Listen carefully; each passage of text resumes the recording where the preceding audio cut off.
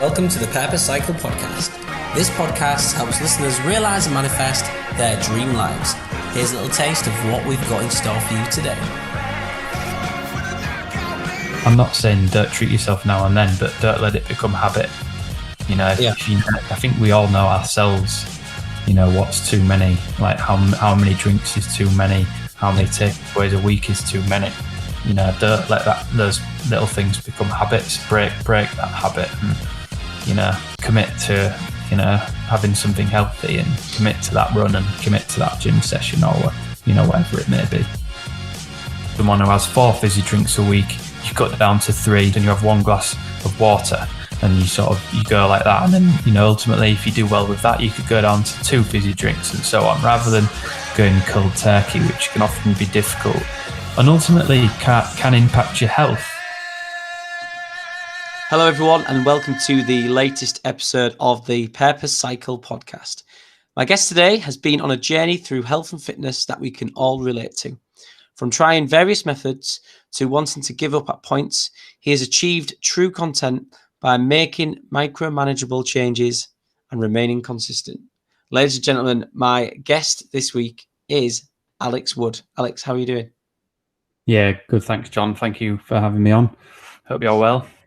Yeah, I'm great. Thank you. Pleasure to have you on. Of course, we go way back anyway, being best mates for quite some time. And we also co-host another podcast, the Wise Men Say Hull City podcast as well. So it's good to connect with you on a different podcast and talk about something slightly different this week. Yeah, definitely. I'm almost more nervous now I'm a guest. I'm sure it'll be fine. I feel like it's easier. Yeah, it's easier to co-host. It certainly is. Yeah, I've appeared on a couple of podcasts since starting this, and I have with you as well. And it is more nerve-wracking being the guest, being the interviewee. But I'm sure you'll be fine. What we're going to do is, first of all, could you just give a little bit of a background of yourself to our listeners? So my name's Alex. I'm nearly coming up to 30 years old. Born in Hull. Lived in Hull, all the surrounding areas all my life. I went to university in the city. Met my fiancée Sarah a few years ago, and now we have moved across to Barton upon Humber in North Lincolnshire.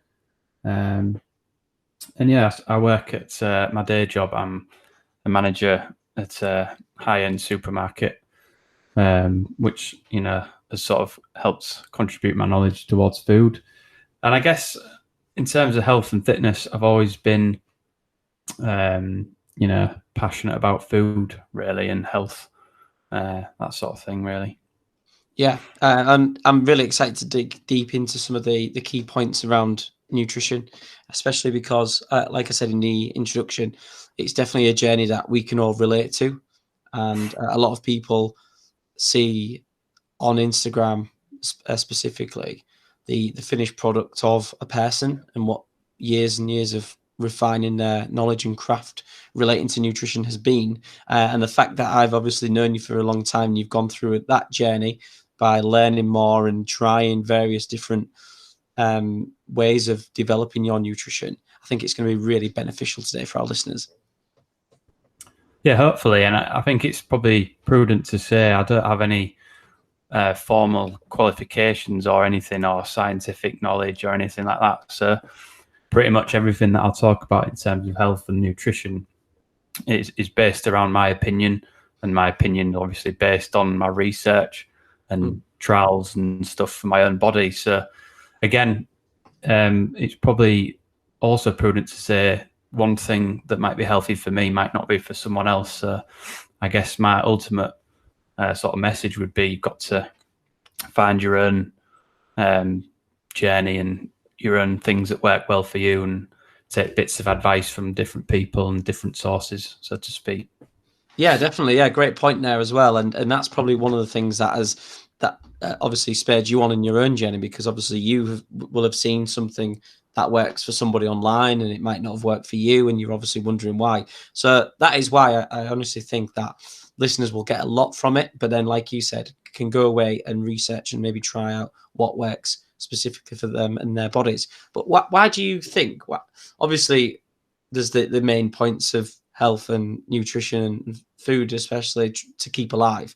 But why do you think it's so important to have a focus and a strong hold upon your nutrition? I think it's important because it's ultimately health. You know, my Instagram page is based around health being wealth. To me, you know, our society is so fast paced, and it leads us to all focus on different things like careers and things, but ultimately, you know, you live in your body. You know, you should treat it like it's your, you know, home, and you know we should look after it in ways and means, you know, that not everyone does. So, and again, it's not something that's taught as much as it should be for me in education in schools. You know, we do a bit of food technology, a bit around cooking, but you know, there's no real deep down knowledge and structure and health and well-being taught at schools as much as it should be. So that's something that, you know, I can play a part in, and you know, I can help, you know, educate people wherever I go. Yeah, definitely. Yeah, and that's one of the reasons why this podcast came to existence. Really, obviously, working in the education system myself, I've noticed that there's a lot of gaps in what we can teach people, and I've obviously had financial advisors on this podcast, and obviously now I'm digging into the nutrition side and sleep as well. So there's a lot of different areas that we're looking to cover, and what you said really about your body being your home is very important.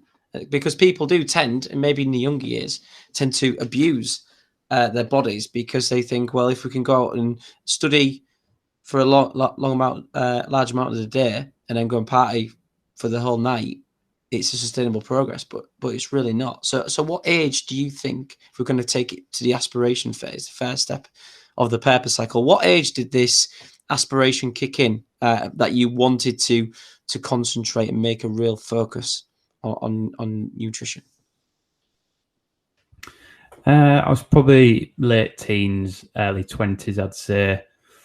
I first sort of got into gym when my dad was a member of Total Fitness, and he sort of said, "Oh, you should come along." And I've always been a sporty person, and I found that quite beneficial for my energy and my weight and my figure. So I loved team sports. So I always played football, like dabbled in a bit of cricket. I was never the right build for rugby, but I like the team games and the team ethic and getting myself out of breath and giving my all for a team. So probably my late teens is where I started thinking, well, actually, the knowledge out there, there is knowledge out there. It's just about finding it. And I guess when I started going to the gym, a few of my mates was going as well.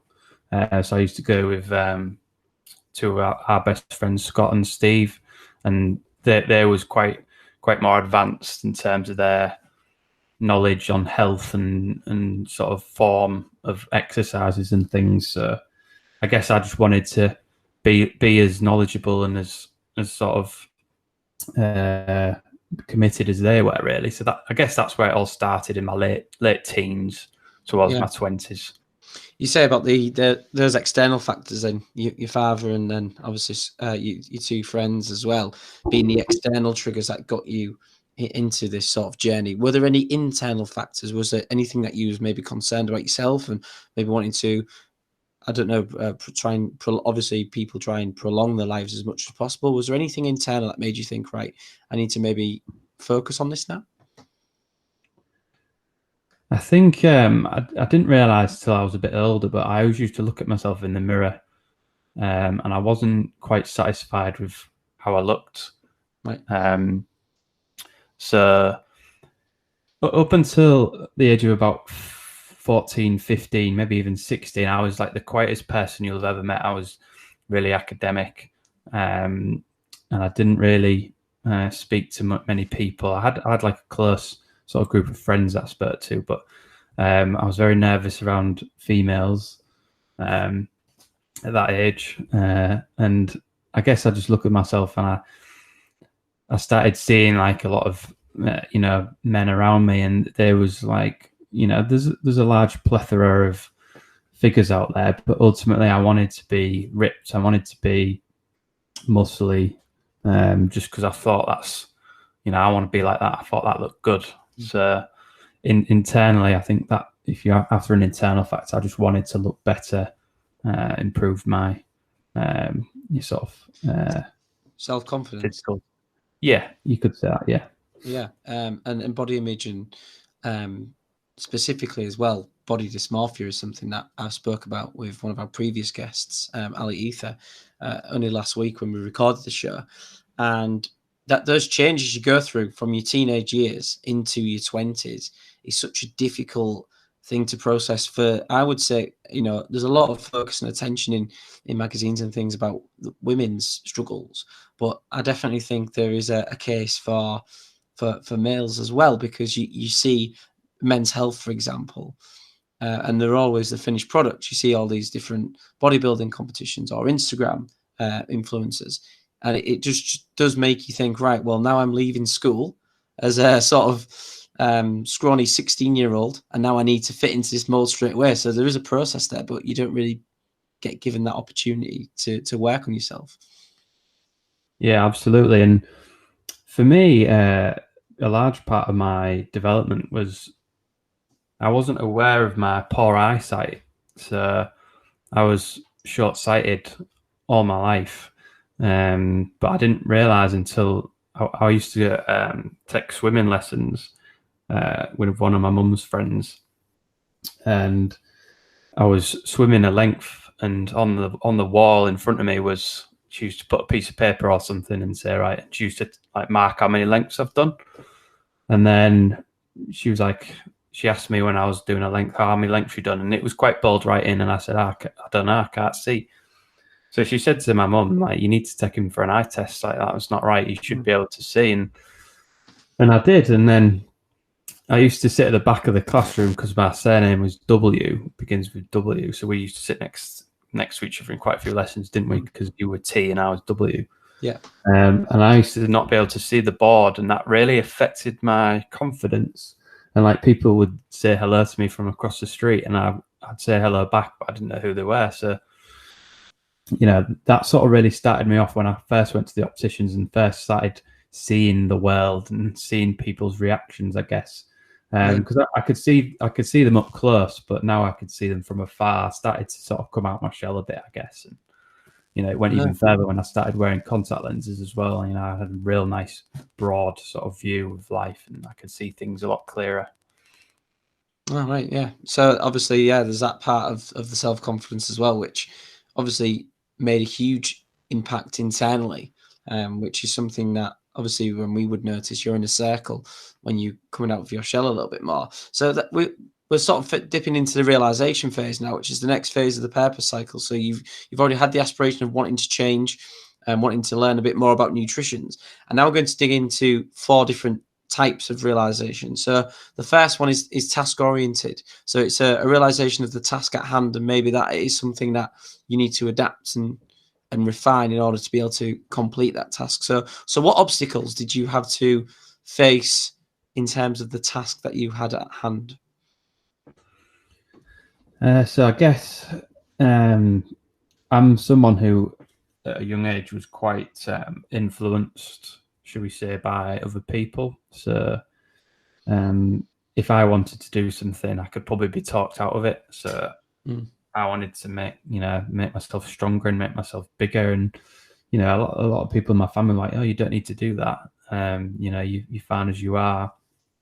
But then at the same time, I'm not the sort of person, let's say, for example, if someone was overweight, I wouldn't go up to them and say, oh, you're fat, or, I wouldn't take the mick. Yeah. But when, as a skinny person, a lot of people would say to me, oh, you need a good meal in you. You look like a rake and stuff. And like, they'd say it like as a joke, but ultimately that would affect me in my way, the same opinion as if someone overweight might, get called fat. So yeah, there's sort of things I used to think that was an obstacle for me, because it would I'd just sort of go, oh, well, you're telling me on one hand that I don't need to put on weight, and then then you're telling me that I'm skinny like a rake. I'm like, I'm confused. So confusion, I guess that would be a sort of step in the road. And everyone would say to me, "Oh, you're in your growing phase. You're getting older. You'll put on the weight soon enough." And like everyone, I used to get it at all age groups. When I was 16, you saw you'll fill out when you're 18. Then when I was 18, you'll fill out when you're 21. Then when you're 21, you'll fill out when you're 25, and so on and so on. Yeah.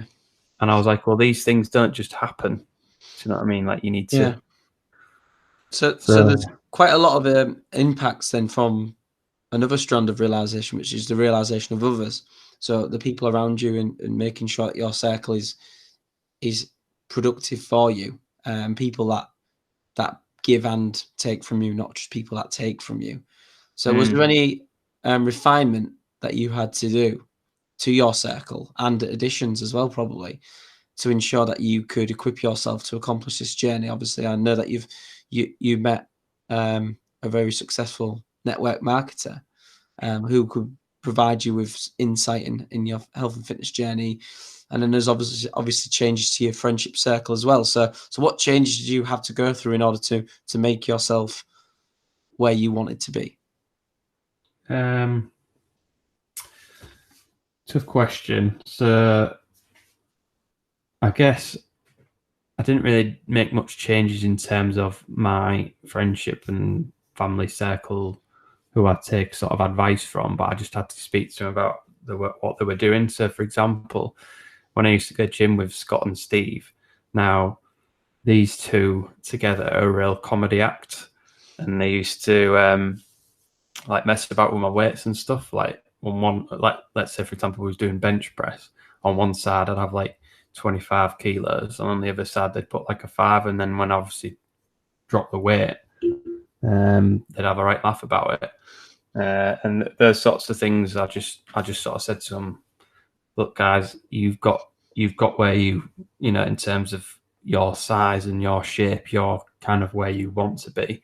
I'm not there yet, so I'd appreciate it if when because they're helping me, like spotting me and stuff for my exercises, but they they were almost hindering me by making a mockery of it, kind of. Like I just asked them to, look, guys, please be serious. Do you know what I mean? Like this may be a bit of a laugh to you, but to me, it's quite serious. Yeah, and if you're already built up to a point of great physique, I suppose it's quite easy just to maintain. Yeah, if you're in a building phase, about network marketing and stuff. So I was kind of lucky that my first job, I got my first job when I was 15, 16, and it wasn't like getting a job now. Like I walked in, my friend had a job in Willoughby at a local pub, and he just said, oh, well, I think we need some people. So, and then he sort of went, oh, well, come along. And I did. And then the sort of manager there said, oh, well, what hours can you do? And like, that's like unheard of nowadays. Like, that was kind of a nice way to get a job. And working in a kitchen in a pub, or even though it was all like a lot of ready-made stuff and reheated meals, it taught me how to chop vegetables and prepare food and cook food in different ways. So I was kind of lucky that my first job was along that line. So it sort of gave me a base knowledge around vegetables. And then when I met my sponsor in my network marketing journey, I instantly trusted him, mainly because I knew who he was, and I knew he'd been a professional sportsman. He was actually played for, I'm a big rugby league fan, Hull FC fan. He actually played for Hull KR, but he also played for England and Great Britain. So I think he was kind of lucky, that I was sort of quite easily influenced, and B, that I trusted him and knew him, but also C, like, I guess, I was lucky that I met him at that time, because I kind of was at a point where I needed something in my life. So yeah. And we talk about this something in your life, the environmental realization. So the environmental realization consists of basically your home setup, your financial setup. So was there any factors in that played a part in your health and fitness journey? Because obviously you started it young, so you were a student, so there were obviously no burden on a relationship. You said you had a part-time job. So was there anything really in environmental that affected your journey, or was it because of the love for what you were discovering that just kept spurring you on? So I grew up, and I've had I'm not qualified as such in the area, but I've had a lot of experience with mental health issues in my life. Yeah. So I was a primary carer, and I suppose you might say still am, for my mum, who suffered heavily with mental health problems throughout her life, and particularly so when I first left home around the age of 18. That flat that me and my sister had both left home, and she struggled with that. She struggled with that adjustment, and that was heavily effective of me, because you can't really focus on much else, or I certainly didn't feel like I could. That was my primary focus. And yeah, when we got to a period of stability, I started to think, well, what am I doing with my life now? And I was a bit dull in terms of what I was doing at work, and a lot of my friends had found success in different areas, and I sort of felt I've kind of left myself behind a bit. So at the time, it was good timing for me. It was something to really focus on, and it really aided me in my health and fitness journey. Oh, yeah, very interesting. Yeah, because obviously there'll be a lot of people who are listening to the podcast who may have the same situation and need to know what they can do in terms of, having that environmental realization of that they can't just easily just set up a business and start, or set up an idea and go. There's certain restraints on what they can do. And how then do you channel your energy to continue to, well, first of all, begin that journey in like network marketing and developing your knowledge in nutrition, while still obviously thinking about those pressures as well? Yeah, good question. I guess ultimately, at first, I just felt like at the time that my life wasn't important, and that I needed to look after number two, if you get what I mean. Like, Yeah. it was more important to me that my mum got better. But ultimately, so there's a phrase, look after number one, and it looks after number two and number three and number four. And my mum could never get to a period of stability until she saw that I'd got my life on track. And I didn't realize this until afterwards, but because I was really, really worried about leaving home for the second time to move in with my now fiance. Yeah. Because I thought it would impact my mum negatively. And don't get me wrong, it wasn't a smooth journey. She felt a lot lonely and stuff, and we had a lot of troubles. But ultimately, in the long run, that was the best thing for her, because her mum wanted her son to be successful and be happy. So when she saw that I was really happy with my fiancée Sarah, it was the best thing for her. And I guess so. If my message would be, do what you have to look after number two, but don't lose focus on number one. Yeah. Do what you can for yourself, and don't get me wrong, I know it's not easy, but still try and eat well, and get enough sleep and all that jazz, and exercise and things. So don't lose track of looking after yourself. That's a great message, because many people will get lost in that, especially when you said about being primary carer. If anybody is a primary carer and they they won't be able to get out of the house very often, there is still things that you can do to try and look after yourself and make sure that you're at your optimum for looking after the person you're caring for, but B, also making sure that like you said, looking after yourself and keeping yourself at a a high performance level, that you're able to carry out your jobs, but also work on yourself. So when we talk about working on yourself, this is the fourth stage of realization, and it's probably the most difficult, because you're not thinking outwards anymore. You're thinking inwards. You're thinking, and I've gone through some really tough self-realizations, because it's a difficult conversation to have. You're looking at all these external factors. You're thinking, if it wasn't for this, I could be doing this. If it wasn't for this, what conversations did you have to have with yourself. But you said about the external pressures before from others and what they would say, the contrasting messages. How did you get rid of those messages in your mind and then focus on yourself? And also, like I said before, what conversations or adjustments did you have to have with yourself? I think ultimately fitness and health is a journey. Like it doesn't, it's not like a beginning and an end. I think once you start thinking about your health and your nutrition, I think ultimately you'll be on that journey forever. And no one's perfect, so I guess I still get those messages, and it's how you react to those and how you talk yourself through those and how you sort of back them away as such.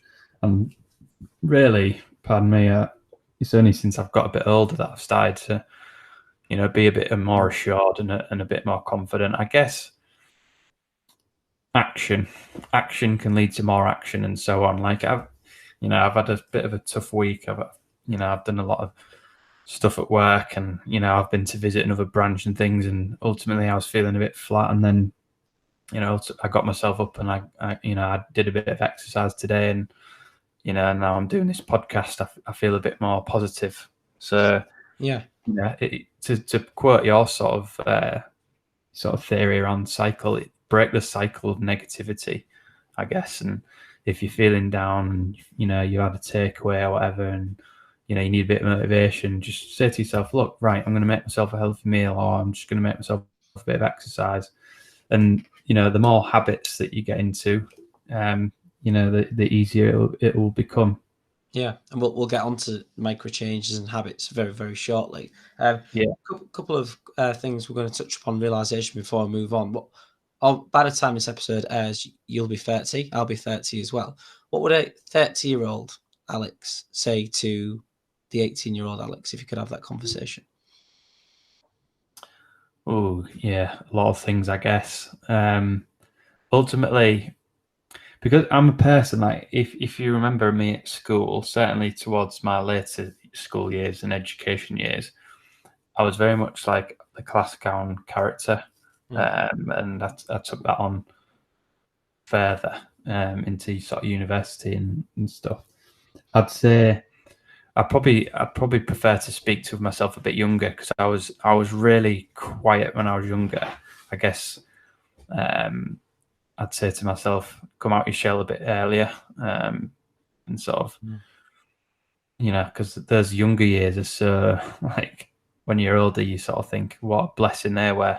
So I guess just talk to more people, but be less of an idiot, if you know what I mean.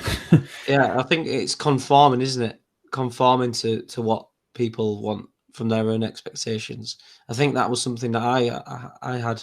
Obviously, we've just grown up together pretty much, so very, very similar in terms of conforming and making sure you fill a role of what people expect. And it's crazy to think, 15 years on, that why did that happen? But I suppose it's part of the journey as well, and the development. So it's one of those where I was thinking about this, and I was thinking, well, actually, if none of that happened, what would I know is conforming, and what is the right path for me? So it's an interesting one, isn't it? It's such an open-ended thing to be able to go back to your past self. Yeah, and I'm a big believer that everything happens for a reason. If I'd have made different decisions, maybe me and you wouldn't have met, and we wouldn't have become best friends. And I'm real grateful that happened, because they say you're the sum of the 5 people you spend the most time with.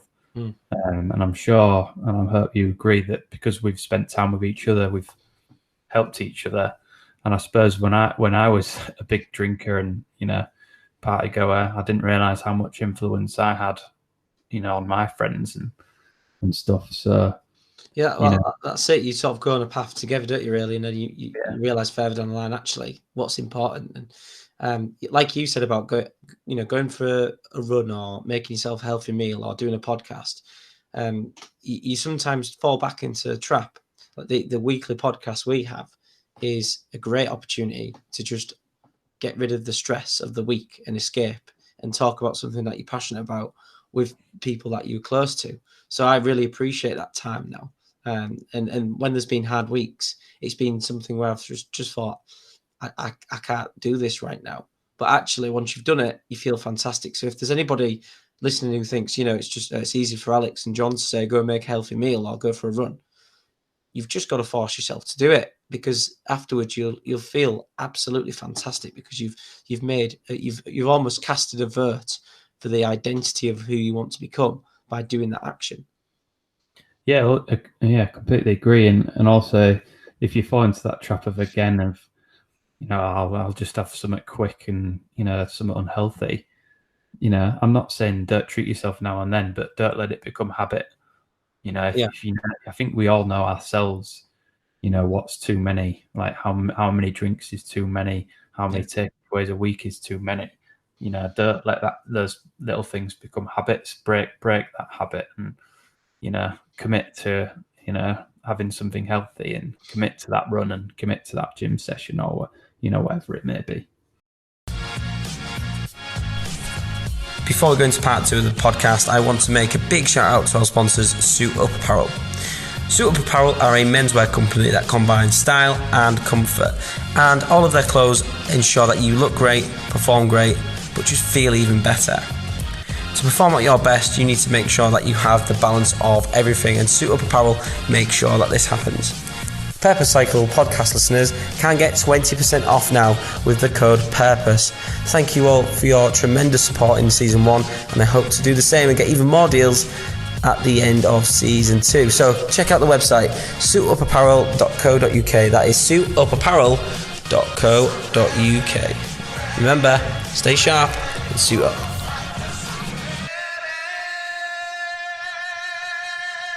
Indeed. Just on the last one on realization, then I want to talk about the sort of group that Rob, who's been a guest on the podcast, and yourself and me have set up in terms of, first of all, accountability, but more of support, really, almost like a mastermind group of people who just support each other. How important is that support structure?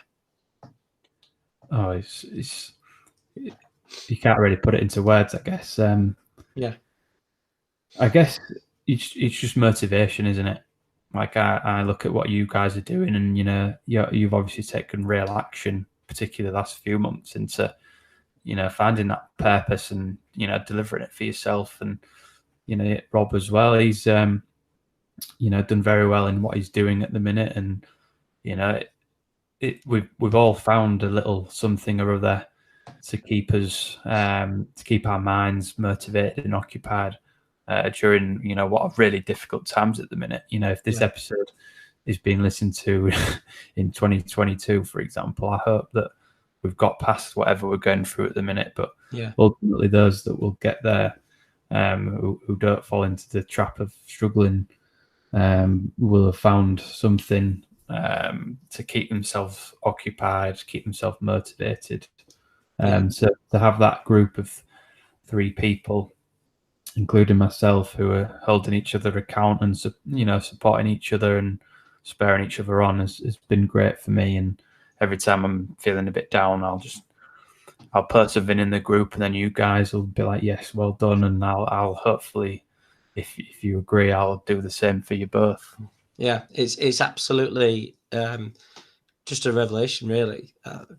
Credit to yourself for starting that group up, because you sort of, it's not an ego or a pride thing, but I think it's just a bit maybe British of us to always think, right, we'll do it by ourselves, we'll get by, but you do need those people around you, and it's just a great thing to have. And the great thing about realization is that it does continue throughout the whole purpose cycle. It begins early, but it is a continuous process. If you believe that you've made all of your adjustments and changes and then you're complete, then it does come back to bite you. So the realization continues. And what I want to dig into now is the initiation phase, so beginning and starting. So what was it for you? And what fears did you have to put away before really starting, I'd say, the Instagram account and obviously your network marketing journey? Yeah, good question. So I first dabbled in network marketing when, shortly after I spoke to my sponsor many years ago. And I guess I stopped because A, I wasn't being the brand, and B, I listened so much to external factors that I didn't focus on what I wanted to do. Yeah. So the particular network marketing company that I work or distribute for, should I say, is a source of quite. It gets taken the mick out a lot of, shall we say, because there are a lot of doubters and people who have different opinions, which is fine. But ultimately, the people who used to take the mickey out of it, were all close people in mine, family, friends, and yourself included. I used to be the butt of the joke in the group, and still am a lot of the times. So I guess for me now, it's about actually I'm prepared to take that on the chin, because there are those who don't understand, and that's fine. And for me, it's about sharing the journey with as many people as possible, and just making sure that I don't let those people talk me out of it again. Yeah, it's always, and like you say, I was guilty of it myself. I think it's an education thing. And as you get a little bit older, you realize actually that person's trying to better themselves. And even though it is a brand that comes under a lot of scrutiny, it's important to know your facts before saying anything. So, and also being quite young and wanting to better yourself with network marketing, setting up businesses at that age is such a big thing. I think it was more of a maturity thing as well from a lot of people, that they just weren't aware of the journey that you were going on. So I think it's like I say, a huge maturity thing. I mean, even now, since starting the podcast and the website, I'm getting messages from like work colleagues, for example, who are saying the odd joke and things, but it does sort of get under your skin a bit, doesn't it? Even though they're thinking it's a joke and it's a bit light-hearted. And I've also got mutual friends of ours, just messaging saying, "Oh, are you an influencer now?" and all of this, and it's a joke, but at the same time, you're thinking, if you're getting ridiculed on a constant basis, it's not easy, is it? So what did you have to do to push through and continue and make that first step? Yeah, it's a tough one, really, because ultimately, if you are getting ridiculed, that person doing the ridiculing will only see that event of the ridicule. They won't see the fact that another friend has said the same thing, and then someone else has said the same thing, and then perhaps an uncle or an auntie or a cousin has also said the same thing, and suddenly you sort of, a lot of people are saying this thing, and then your brain starts to think, well, maybe they're right, maybe they're right, and I'm wrong, and I should go back to just doing what I was before. But I guess you just got to set yourself up for that. Be ready, and try not to, rise to it as much, or bite as we would say. Don't bite to it. Just try and remember that it's not their time to understand. They may understand one day, like, but ultimately it's not on you to react and ultimately I think they think that it's just a bit light-hearted, but you've just got to take it on the chin, and it's natural human thing. I think, like, we all want others to succeed, but when we see it, I think sometimes we can get a bit jealous, and we can bat people down a bit. But I look at people now who are trying to better themselves, and I often look to congratulate and support where I can.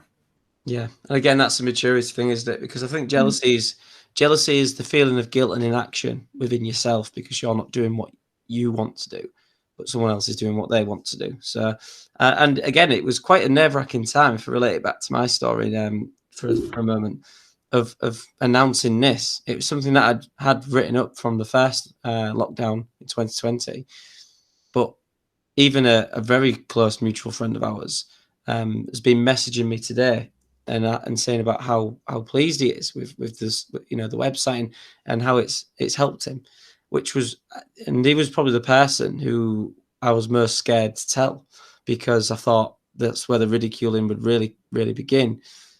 And again, like you said, at some point, people just, it clicks and people realize. And again, link it back to maturity. People understand, like, this person's trying to bet themselves, I'm going to celebrate it, which is, it's a great feeling, because when you get the unexpected like that, it sort of kicks you on and ignites the fire a little bit more. So what sort of messages of support did you get in that context then, and people who maybe surprised you somewhat? I guess I haven't had many yet, but ultimately, have you had the expression paying it forward? Yeah. Well, so, let's explain it for the listeners. Yeah, so there's a theory out there that good things will come to you if you set the ball rolling, so to speak. So if you see someone who's a bit short of change in a shop, and you offer to make up the difference or pay for it or whatnot, and it's all about random acts of kindness, I guess. There's a sort of theory through ripples and how you interact with people that if you do that, then ultimately it shall be coming back towards you. So I guess whenever I am commenting on social media, for example, or whenever I'm interacting with people, I try and be positive. Yeah.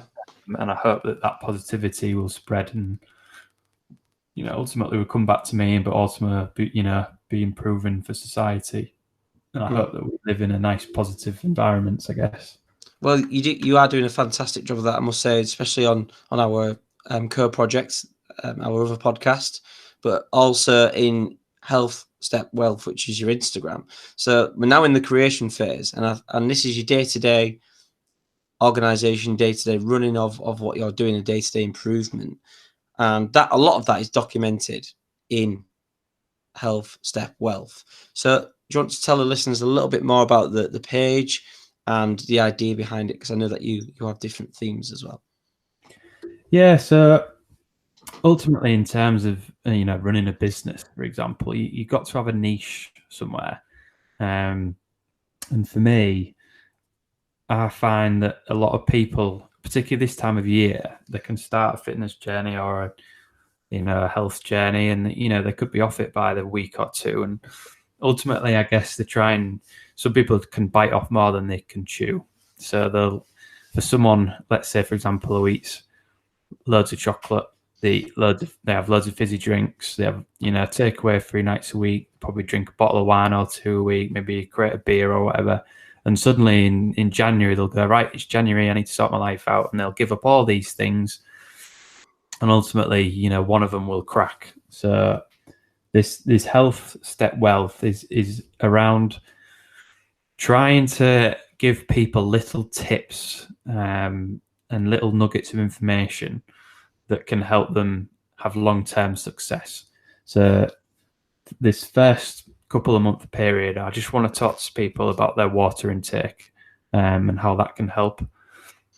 So it might be a case of if you're someone who has 4 fizzy drinks a week, you cut down to 3, and instead of having 4, you have 3 fizzy drinks and you have 1 glass of water, and you go like that. And then ultimately, if you do well with that, you could go down to 2 fizzy drinks and so on, rather than going cold turkey, which can often be difficult and ultimately can impact your health. Any change in diet or what you eat or what you drink can lead to difficulty, and your body can be struggling. Big shocks to the system can be quite damaging in a way. So I guess a nice, slow, steady change is probably better long-term for your health, in my opinion. Again, I must stress that is not a medical claim or anything like that, but that is just my opinion, that, shocking your system and getting rid of these things can be more damaging. And, ultimately you can get headaches and, sweating, anxiety and all that jazz if you just cut these things out, because ultimately some of these foods and stuff can be addictive. So that's really what it's about, just little steps for long-term success. Yeah, I can vouch for that working for me as well, because I wanted to decrease my coffee intake. Having working in education, you do get given a lot of coffee mugs from pupils as presents, and I took advantage of that, and I had a lot of coffees, and then I decided, right, that's it, no more. I just have hot water instead. I started getting some really bad headaches, as probably a withdrawal of the caffeine. So then, looking at sort of the types of advice that you're giving on your Instagram, well, not advice, I'd say shared experiences. Like I say, it's not a medical term as such, but I took that into consideration and changed to maybe one coffee in the morning, green teas, English breakfast teas as well, and it just managed it a lot better for me. Managed to decrease my caffeine intake, or my amount of black coffees that I was drinking, in that way as well. So finding a way that works for you. In terms of the creation then, and you saying water is the one at the minute, do you have any, whilst we're on the topic, do you have any advice or benefits of looking at your water intake? Yeah, definitely. So my first piece of advice would be listen to your body. So people may not know, but if you're, go right in here, if you're having a wee, or if you go into the toilet and your urine is dark and green coloured, then your body is telling you that is not adequate. Your urine should be clear, and you should be it should be clear all the time. So if you've ever had a night on the alcohol, for example, you may find in the morning that you go for a wee and it's extremely dark. That is because alcohol has taken the moisture away from your body in terms of like sweat and using it for your liver to sort of digest the alcohol. Yeah. So listen to your body, and if you're ever feeling a bit tired, it may be that you need a glass of water.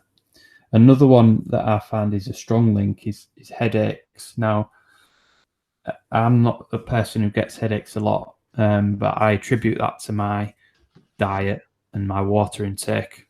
So I see loads of people in all aspects of life, at work, and people that I meet socially, and like, oh, I get headaches all the time, and I'm like, yeah. Well, how much water do you drink? Oh, I never really drink water. Again, just my opinion, but if we could all improve our water intake, we could all be a bit less headachy.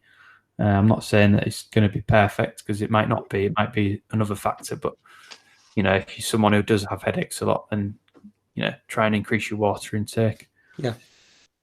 And when you're exercising, it's important to drink water as well. So anything that takes moisture away from the body. So if you're exercising, you're likely to sweat because your heart rate's increased, and your body needs to pump blood around the body, and it gets hot, cools down via sweat. So if you sweat, you are losing moisture. So you must replace that with water.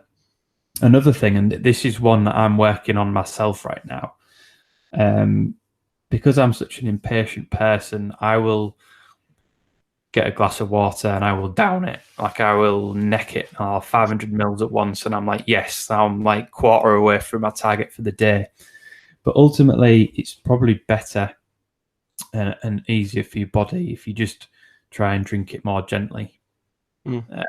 So if you have sips of water rather than downing it, that's something that I'm working on. So if anyone wants to work on that, then please drop me a message and we can work on it together. Yeah.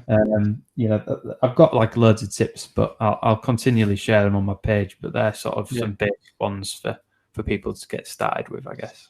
Yeah, exactly. And getting started is the main thing. The tips might sound pretty simple to some listeners, but the fact is that there is a large percentage of us that aren't doing that, myself included on a couple of those. So definitely something for me to be thinking about, and messages that, yes, like you say, will just resonate and strike home with a couple of people. Right, I need to look at this. And being impatient is I'm very, very similar to you. I'll wake up first thing in the morning and get a pint of water and think, right, there we go. That's one pint today out of my target. So yeah, something for me to work on as well. We're now going to talk about the fruition stage before we get into some questions. And the fruition stage is it's kind of the end of one purpose cycle, but the beginning of another. So basically, for Health Step Wealth, this fruition phase is probably maybe yet to come. You might be reaping some benefits already. It's reaping what you sow in the creation phase, essentially. So what does the fruition phase look like for you? Where is Health Step Wealth going, and is there any possibilities of coaching or advice in the future? Yeah, so it's an interesting question. I suppose ultimately I don't really know the full destination yet. Ultimately, I don't see myself as a professional giver of advice, just a sharer of opinions, I guess. So ultimately, if I can use the page to help others on their journey and inspire other people, that's great. But I think inspired by you, John, I feel like I could do a podcast and have a lot of guests on who give different opinions on health. And I've met through my network marketing career, I've met some really interesting doctors, and I've met a Nobel Prize winner, and his opinion on health, would be very strong. So I guess that's where it could go for me. I haven't decided fully yet where I want to go, but ultimately, at the minute, I'm just focusing on January and February, just helping as many of my followers increase their water intake. And if we can get to that point in March and April, we can focus on something else. Amazing. I actively encourage you as well to look into the podcast and explore it a bit more, because obviously we share one together, and we've both developed and refined our skill set in podcast hosting. And obviously, I'm not saying that neither of us are there yet in terms of the finished article, but we are certainly improving by each episode, and that's what I'm aiming to do with this podcast as well. And you're only going to get better by doing it. So I actively say, I'd be a big advocate of listening to a podcast relating to Health Step Wealth. So yeah, best of luck, and hopefully that does come to fruition. Yeah, thank you. Yeah, I think I will at some point. Yeah. So a couple of questions now before we finish the episode. These are the questions that I ask every guest that's on the Purpose Cycle podcast. And the first question is, what 3 values if you had to narrow it down to 3, there may be more, but what 3 values do you live and stand by? So I'm someone who's very outwardly motivated. So I want people to be happy. So ultimately, I just think the value, I suppose, would be kind. Everyone's got their own journey, and I meet a lot of people, especially at work, and I see people complaining, and I see a lot of people complain at restaurants, and I just think, yes, ultimately, if you are paying for a service or you're paying for a product, if you have not received that service, then by all means mention it, but don't be rude, if you know what I mean. Yeah. Like, I see a lot of rudeness, and people making it personal. I just think you don't know what that person has been through that day. And so, yeah, just my first value would be kind. Yeah. My second one would be, at the same time, if you're like me and you're outwardly motivated, make sure you look after number 1 as well. I think about, do you remember Robin Williams, the comedian? Yeah. Like, he was a fantastic comedian and a brilliant actor. And I remember watching Mrs. Doubtfire for the first time when I was young, and what a fantastic film that was. This is a chap who, for all we suspect, battled for years with mental health and lost his battle with mental health. I think if you're someone who's outwardly motivated, you can sort of forget about yourself a bit. I think that make time for number 1. If you've got a hobby, make sure you keep and make time for that. Don't let you can look after others, but look after yourself at the same time. So look after number 1. I said it earlier in the podcast, didn't I? Look after number 1, and that will look after number 2 and 3. So make time for yourself. Number 3, I guess for me, this value, it's like life. You only get one life, and like constantly try and learn and improve. It's a bit like health and fitness. No one's 100% perfect at health and fitness. Dwayne Johnson, for example, he will work and he will learn new things every day about weightlifting and stuff and acting. Constantly try and better yourself and improve yourself by gaining more knowledge and gaining more research. Life is a journey, and it's about how you go along that journey, really. Yeah, brilliant, fantastic values there. And the next question is another one that I ask all of our guests. How can listeners make their next 12 months the best yet? So stop listening to those excuses. This is something that I've struggled with in life a lot. I'll make excuses, particularly a lot when I was younger. I'd say, "Oh, well, this has happened, that has happened, and that's why I'm like this." And ultimately, you're the one saying it to yourself in reality. So stop listening to those excuses and start. Just make a start, however small it may be, and try and focus on long-term changes. So, for example, that's why I decided that I was going to, on Health Step Wealth, do 2 months worth of water advice, and it can take a while to form a habit.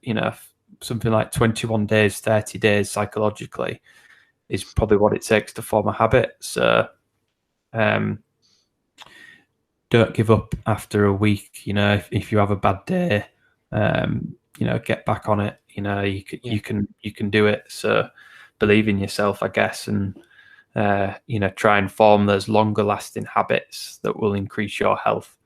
And even if people listens to this, just for example, if I can take one person who's done what you've done and knock one coffee on the head and drink water instead, then I've made an impact somewhere that's positive. So long-term changes for me.